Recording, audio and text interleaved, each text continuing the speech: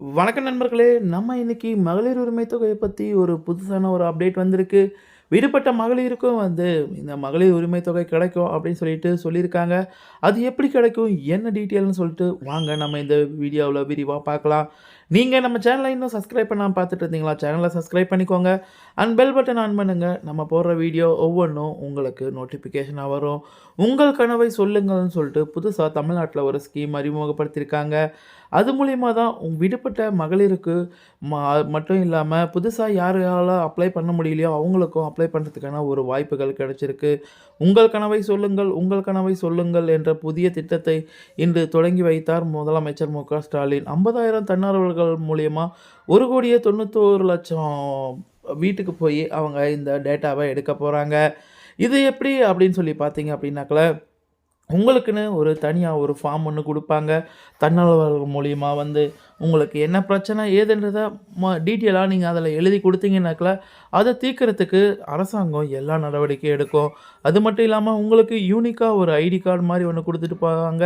அந்த ஐடி கார்ட நீங்க ஞாபகம் வச்சுக்கணும். இங்க பாருங்க, உங்கள் கனவை சொல்லுங்கள்னு சொல்லிட்டு குடும்ப அட்டை எண், குடும்ப தலைவரின் பெயர், முகவரி அப்படின்னு சொல்லிட்டு இருக்கு. அதுக்கப்புறம் நீங்க என்ன இனம்ன்றது எல்லாத்தையும் செலக்ட் பண்ணணும். அது மட்டும் இல்லாம கீழ பாருங்க, படிக்காதவரா? படித்தவரா? அப்புறம் உங்களுடைய கேட்டகரி என்னன்னு சொல்லிட்டு நீங்க செலக்ட் பண்ணணும். அதில முழுசா எழுதணும்னு இல்ல. 01, 02 அப்படின்னு இருக்கு இல்லைங்களா? அத மட்டும் நீங்க மென்ஷன் பண்ணீங்கன்னா போதும். மென்ஷன் பண்ணிட்டு அது மட்டும் இல்லாம அது கீழயே பாருங்க, அரசு நலத்திட்டங்கள் உங்களுக்கு சரியான முறையில் கிடைக்கிறதா? ஆம், இல்லை அப்படின்னு சொல்லிட்டு 2 ஆப்ஷன் கேட்டிருக்காங்க. உங்களுக்கு கிடைக்குதுன்னா கிடைக்குதுன்னு போடலாம். இல்லன்னா இல்லன்னு சொல்லி செலக்ட் பண்ணலாம். அது மட்டும் இல்லாம தங்கள் குடும்பத்தில் மேம்பாட்டிற்கு 2030ஆம் ஆண்டுக்குள் அரசு பூர்த்தி செய்ய வேண்டிய முதன்மையான 3 தேவைகளை குறிப்பிடவும் சொல்லியிருக்காங்க. வீட்டுமனை பட்டா, வீட்டு வசதி, கலைஞர் கனவு இல்லம், ஊரக வளர்ச்சி, நகர்ப்புற வாழ்வியல் மற்றும்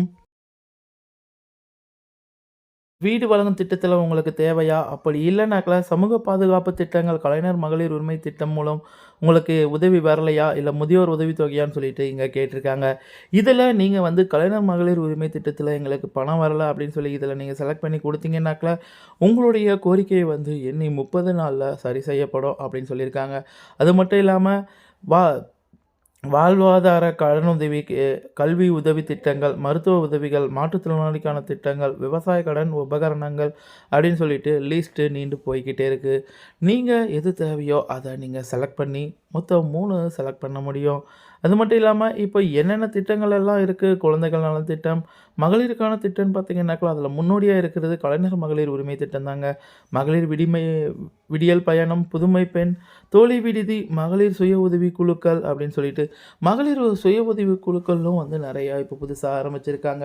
நீங்க கூட்டுறவு வங்கியில நீங்க மகளிர் உதவி குழு மூலியமா கடன் எடுத்திருந்தீங்க, லோன் வாங்கியிருந்தீங்க அப்படின்னா, அதுவும் தள்ளுபடி ஆகறதுக்கான நெறையா வாய்ப்புகள் இருக்கு.